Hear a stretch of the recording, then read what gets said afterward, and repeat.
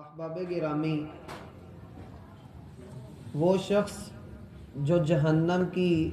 ہولناکی سے بچا لیا گیا اور جنت میں داخل کر دیا گیا،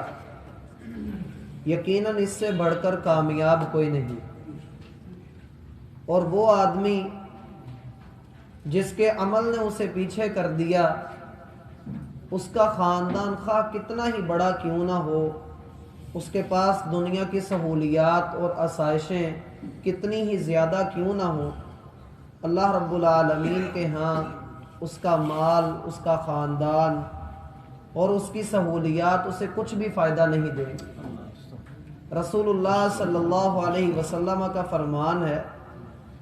کہ جس شخص کو اس کے عمل نے پیچھے کر دیا، جس شخص کو اس کے عمل نے پیچھے ڈال دیا، اس کا نسب، اس کا خاندان اسے آگے نہیں لے کر جا سکے گا۔ ہماری نسبت بے شک بہت اونچی ہستیوں سے ہی کیوں نہ جڑ جائے، اگر ہمارے اعمال میں کمی ہے اور ہم اللہ کی نافرمانی کر رہے ہیں تو ہماری بڑی ہستیوں سے جو نسبت ہے وہ کل قیامت والے دن ہمارے کام نہیں آ سکے گی۔ اور ہم دیکھتے ہیں کہ اس بات کو اللہ رب العالمین نے کئی مرتبہ اس زمین کے اوپر بھی اس چیز کا مظہر رکھا ہے۔ مثلا یہ کہ ابراہیم علیہ السلام کا باپ تھا، اور اسی طریقے سے نوح علیہ السلام کا بیٹا اور ان کی بیوی تھی۔ نسبتیں کام نہیں آتی ہیں، الا یہ کہ بندہ نیک اعمال کرے تو پھر اللہ رب العالمین اس کو اجر عطا فرماتے ہیں۔ ہم نے کل یہ بات پڑھی کہ متقین کا جو معاوضہ ہے، جو ان کا بدلہ ہے، اللہ رب العالمین نے وہ بڑا ہی بہترین قرار دیا ہے، اور ان کے برعکس جو طاغین ہیں، سرکش لوگ ہیں، ان کے لیے اللہ رب العالمین نے جہنم جیسا ٹھکانہ تیار کر کے رکھا ہے، اور فرمایا کہ یصلونھا فبئس المہاد، یہ وہاں پر داخل کیے جائیں گے اور وہ آرام کرنے کی بہت ہی بری جگہ ہے۔ جو میہاد کا لفظ آپ کے سامنے ہے آیت نمبر 56 میں، یہ مہد سے نکلا ہے۔ مہد گود کو کہا جاتا ہے، اور گود ایسی چیز ہے جہاں پر آرام کیا جاتا ہے۔ تو جو لوگ دنیا میں آرام کے طلبگار بنے رہے، انہوں نے دین کو کچھ نہیں سمجھا، وہ دین کے معاملے میں گڑبڑ کا شکار رہے اور اعتراضات کا شکار رہے، کنفیوژن کا شکار رہے، انہوں نے اللہ رب العالمین کی بات کو سمجھنے کے لیے اپنی عقل کا زور لگایا اور دین کو نہیں سمجھا، انہوں نے اپنی عقل کے اوپر اللہ کی بات کو رکھا۔ تو ایسے لوگوں کو جب جہنم کے اندر داخل کیا جا رہا ہے تو فرمایا کہ وہ بڑی ہی بری آرام کی جگہ پر داخل کیے جا رہے ہیں، گویا کہ وہاں آرام نہیں ہے۔ اب وہاں ان کی میزبانی کس طرح سے کی جائے گی، اس کا ایک ہلکی سی جھلک اللہ رب العالمین بتلا رہے ہیں۔ ھذا، یہ ہے عذاب، فَلْيَذُوقُوهُ، پس چاہیے کہ یہ اسے چکھیں، پس چاہیے کہ یہ اس کا مزہ حاصل کریں۔ اور قرآن نے کئی ایک مقامات پر اس چکھنے کو ذکر کیا ہے، مثلا سورۃ النساء میں اللہ رب العالمین فرماتے ہیں کُلَّمَا نَضِجَتْ جُلُودُهُمْ بَدَّلْنَاهُمْ جُلُودًا غَيْرَهَا لِيَذُوقُوا الْعَذَابَ، ہم ان لوگوں کو ایک موٹی جلد عطا کریں گے، سکن دیں گے کہ جو موٹائی میں اتنی موٹی ہوگی کہ ایک آدمی 3 دن تک سفر کرتا رہے تو اس کی جلد ختم نہیں ہوگی، اتنی موٹی اللہ رب العالمین اسے جلد عطا کریں گے، اور پھر اسے جہنم کے اندر جھونک دیا جائے گا، بدترین عذاب کے اندر مبتلا کر کے جب اس کی ساری جلد سڑ جائے گی، اللہ رب العالمین فرماتے ہیں ہم اسے ایک نئی جلد عطا کریں گے تاکہ وہ عذاب کا مزہ چکھ سکے۔ اسی طرح سے سورۃ الواقعہ میں آتا ہے کہ جب یہ لوگ جہنم کے اندر داخل کیے جائیں گے، لَمَجْمُوعُونَ إِلَىٰ مِيقَاتِ يَوْمٍ مَّعْلُومٍ، تمہیں ایک مقرر وقت کی طرف، معلوم دن میں تمہیں اس جگہ پر جمع کیا جا رہا ہے، اور تمہیں ہم ایک ایسی میزبانی کی طرف لا رہے ہیں، هَذَا نُزُلُهُمْ يَوْمُ الدِّينِ، یہ قیامت کے دن کی میزبانی ہے، فَشَارِبُونَ شُرْبَ الْهِيمِ، ان لوگوں کو اللہ رب العالمین فرماتے ہیں ہم جہنمیوں کا، گنہگاروں کا کھانا کھلائیں گے، اور کھولتا ہوا پانی ان کو پلایا جائے گا۔ اور یہاں پر بھی کچھ وہی انداز ہے، ھذا فلیذوقوہ، چاہیے کہ وہ اس کو چکھیں۔ اس سے مراد یہ ہے کہ اگر کوئی انکار بھی کرے گا تو اس کے منہ میں ٹھونسا جائے گا،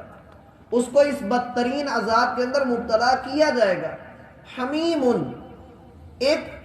کھولتا ہوا پانی۔ اس سے قبل قرآن بتاتا ہے کہ کھولتا ہوا پانی بھی تب دیا جائے گا جب وہ مانگیں گے۔ سورہ دخان میں آتا ہے، اس کا آخری رکوع آپ پڑھیے، اللہ رب العالمین فرماتے ہیں ان شجرۃ الزقوم،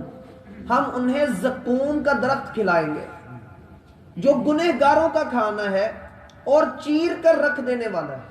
کانٹوں والا۔ جو آپ نرسری میں جائیں تو وہاں پر آپ زقوم کا پوچھیں، وہ آپ کو دکھائے گا 2-2 3-3 انچ کا اس کا کانٹا ہوتا ہے۔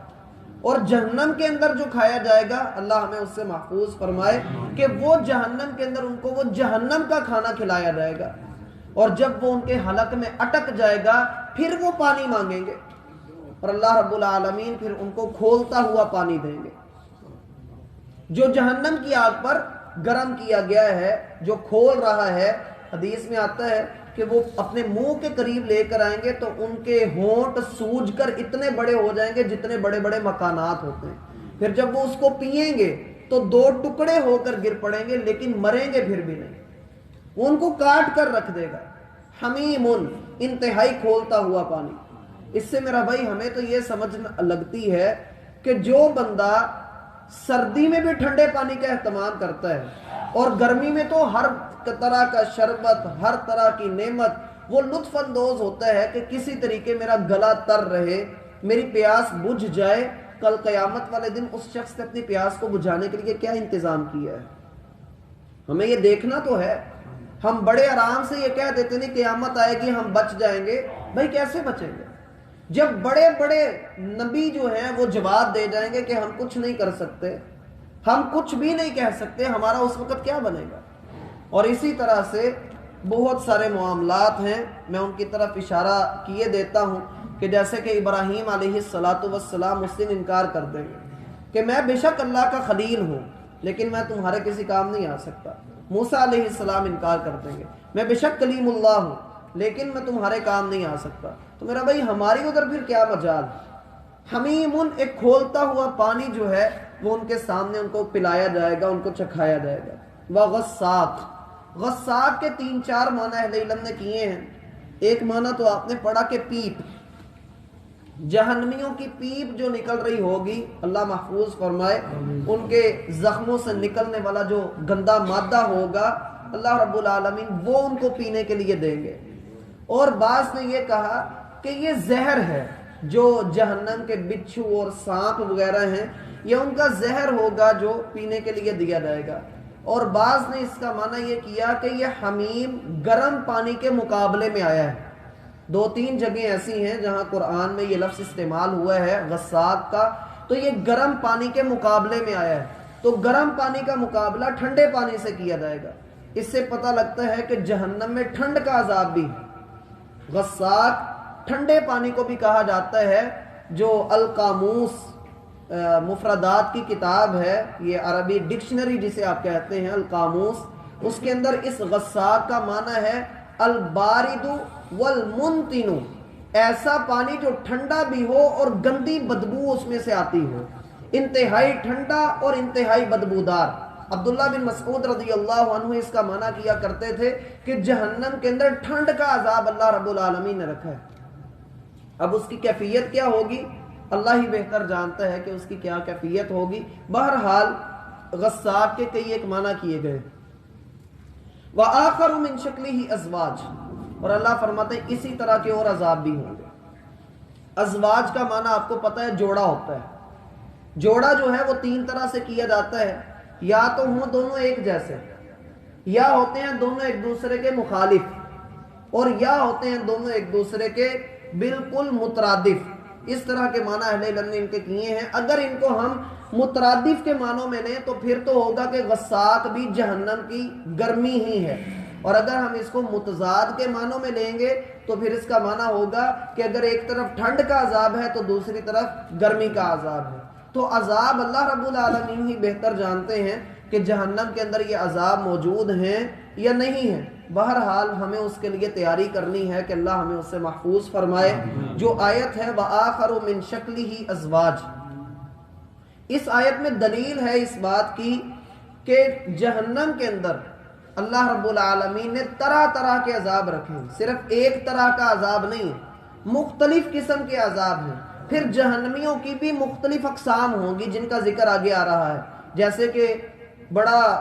اہم موضوع ہے آگے کہ جو لوگ اپنی پارٹی پرستی کے اندر مبتلا ہیں، شخصیت پرستی میں مبتلا ہیں، گروہی تعصب کا شکار ہیں، جنہیں یہ ہے کہ ان کی پارٹی ہی صرف برحق ہے، بقایا ہر مسلک، ہر فرقہ، ہر پارٹی جو ہے وہ باطل کے اوپر ہے۔ اور اسی طریقے سے جو ہماری سیاسی جماعتوں کا انداز ہے وہ بھی اللہ رب العالمین نے آگے یہاں پر ذکر کیا ہے کہ ان کا جرم کیا ہوگا۔ بہرحال ان دو آیات کے اندر ہمیں یہ بات واضح طرح سے معلوم ہوتی ہے کہ جہنم میں مختلف قسم کے عذاب ہوں گے، ہو سکتا ہے ٹھنڈ کا عذاب بھی وہاں پر موجود ہو، اور یہ بھی کہ جہنم کے مختلف درجے ہیں، کچھ جہنمی جو ہوں گے وہ اوپر والے درجوں میں ہوں گے، کچھ درمیان میں ہوں گے، اور کچھ سب سے نیچے ہوں گے۔ اللہ ہمیں جہنم